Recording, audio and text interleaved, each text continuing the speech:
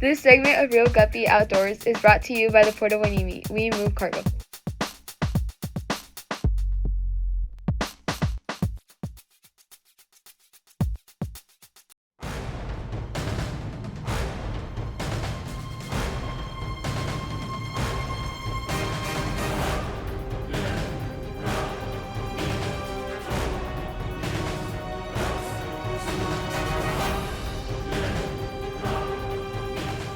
Hey folks, it's Community Kevin, and we're at the Guppy Dockside Learning Center Multimedia Studio, and we're just going to show you a couple of things that we have here that we just added to our Guppy Learning Center, so come check it out.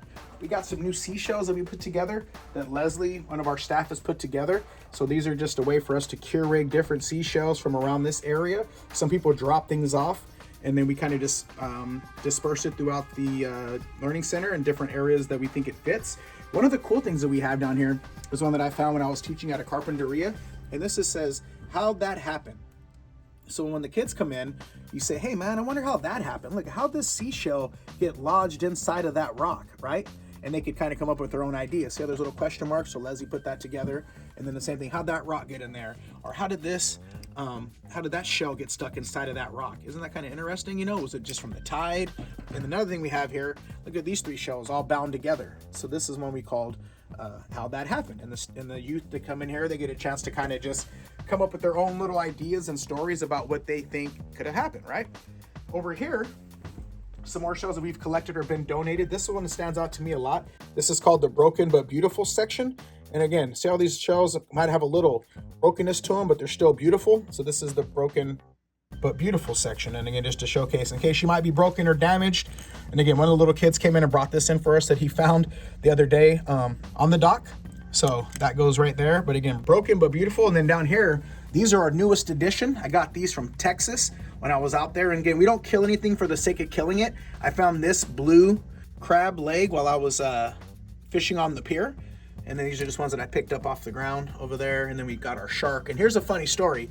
When I was bringing this back from Texas, they went through my luggage wanting to know if I was smuggling something, and I was smuggling baby sharks. So this is going there, and we also have some shark teeth and stuff. So these are my artifacts. Whenever I go on a fishing trip or I'm out filming, I'll collect artifacts and bring them back. And these are just some of the cool things that we have here in the Dockside Learning Center. On our back shelf right here, again, we have some more shells that we've collected. Now behind our learning center, we do have the commercial boats that come in here. If you see through there, you'll see some of the commercial boats that come in. Well, sometimes they'll drop stuff out of their nets over on the where the scale is at, and we'll go over there and we'll collect these items here. So this is our little box that I'll go over there, our little treasure chest, and try to collect items that have fallen out and dried out. Again, we don't kill things for the sake of killing them. Like check this one out here. There's a little barnacle that's fallen out. So we'll just find where to go in here. And when the kids come in here, everything is about their level, kind of like the old Blockbuster days where you get your little snacks. Everything is right about their level. So that way it's, well, plus I'm only 5'6" myself. So me and the kids hang out about the same eye level. Anyway, this is different areas. So about mussels that they can touch and feel the textures and the different types of starfish that we have here, the brittle stars, the regular starfish. And again, these are just things that they get a chance to come in and check out, all the way from some of the vegetation that's out there. Again, some more seashells, and people drop these off like this spider crab, right? So they get to touch it and feel it. And we actually catch these on the Port Hueneme Pier when we're doing our kid fishing days. This is a sea urchin. So again, things fall out. This is a piece of the sea urchin. And again, I use these for teaching tools, right? Like if you step on the rock and this goes in your foot, whose fault is it? Is it his fault?